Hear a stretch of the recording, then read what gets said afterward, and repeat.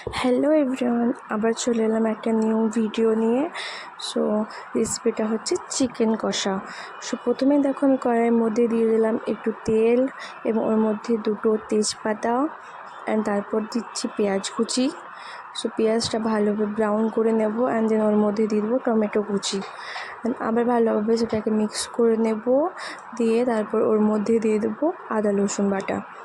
আবার ভালোভাবে সেটাকে মিক্স করে ওর মধ্যে দিয়ে দেব হলুদ, ধনে গুঁড়ো, জিরে গুঁড়ো দিয়ে আবার সেটাকে ভালোভাবে একটু মিক্স করে নিয়ে রেখে দেব এবং এর মধ্যে একটু নুন দিয়ে দেব স্বাদ অনুযায়ী। আবার এটাকে ভালোভাবে মিক্স করে এর মধ্যে দিয়ে দেব চিকেন, ভালোভাবে ধুয়ে রেখে নিয়েছিলাম।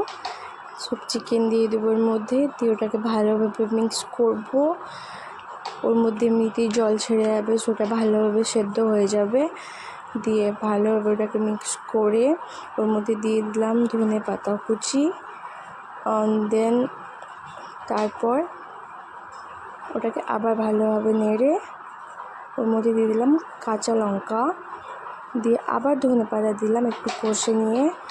দেন তারপর একটু দেখো তেল ছেড়ে দিয়েছে, সো একটু ভালোভাবে আবার নেড়ে এখানে আমি দিয়ে দিলাম লঙ্কা গুঁড়ো। তোমরা তোমাদের নিজের ঝাল হিসেবে দেবে। অ্যান্ড দিয়ে দিলাম লঙ্কার গুঁড়ো। এটাকে আবার ভালোভাবে আমি মিক্স করে নিয়েছি। অ্যান্ড দেন আমার রেডি হচ্ছে এখন চিকেন কষা। সো এটা রেডি হয়ে গেছে, সেদ্ধ হয়ে গেছে। দেখো সুন্দর তেল ছেড়ে দিয়েছে এবং রেড কালার চলে এসছে, কালারও সুন্দর চলে এসছে। অ্যান্ড তৈরি হয়ে গেল চিকেন কষা।